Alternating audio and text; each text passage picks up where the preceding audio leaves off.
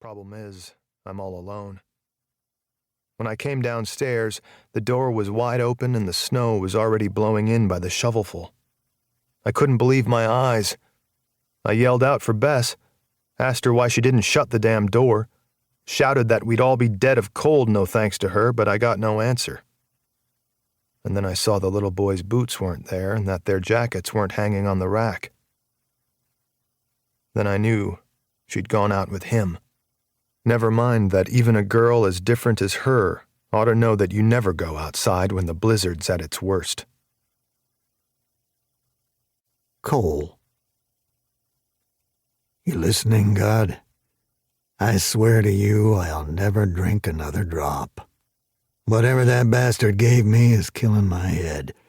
Rot gut doesn't even begin to cover it. No feeling left in my throat. My stomach's an unholy mess. That stuff will make a nun out of you, and I don't even have the get-up for that. I was barely out of the bathroom, no thanks to the shits from the booze, when I heard someone hammering at the door. No good Christian would be outside in weather of this sort, so I bundled myself up as best I could and grabbed my gun. No telling what could be running around in those woods. I hollered, "Who is it?" as if a bear could shout back, but there was too much wind out there to hear a thing. The pounding only got worse. Well, no choice now. I turned the lock, got the door open with my foot, and stuck the barrel through just in case. "Don't you shoot, Cole. It's me." Benedict. I'd know that deep, booming voice anywhere. He was covered in snow. It was on his shoulders like some two-bit general's epaulets, and he already had white-tipped eyelashes with bits of frost hanging off them like some stripper all done up. I'm only saying that because I saw a picture of one in a magazine at Clifford's. A pretty face with little drops at the ends of her big fake lashes that made her look like a silly life-size doll. Some men must like that. Benedict shoved his way in and got the door shut behind him. Didn't even pull off his hat. He was leaning on the wall, running his hand over his face. Looked like he'd just seen a ghost. Bess and the kid are gone. They're out there. Them? Out in the storm? The idea was so wild, I let out a guffaw. Now, Benedict, that's an awful long way you've come just for a joke." He shot back, "You think I'd go outside in this weather for a laugh?"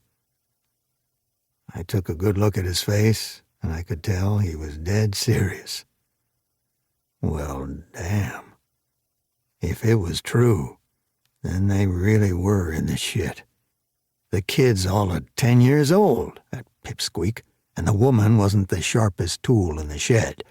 So I asked him, "Well, what do you want me to do about it?" I didn't like the sound of what he said next one bit. "What do you think? You and me are going to go find him." That right there was worse than Clifford's hooch. It almost made me want to take another swig. Freeman. I couldn't sleep a wink with this storm. The wind's blowing so hard around the house that I don't see how it's still standing. There's gusts coming in on one side and the snow heaping up on the other that's got the walls in a vice. Lord knows how I'll make my way out when it's all past. The first time I weathered a storm here, it was 2 days before I could get outside. There was a good 5 feet of snow in front of the door, and those window shutters I'd been foolish enough to shut weren't opening. "Rookie mistake," Benedict said later on. I might be an old man, but I still had to climb up to the attic and come down through the dormer with a rope.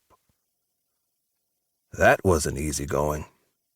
I popped my shoulder out on the way down, and I still had to shovel snow with my good arm before I could find something to keep the other one where it belonged. This time I decided I'd clear as much as I could around the house. Maybe that'd be enough.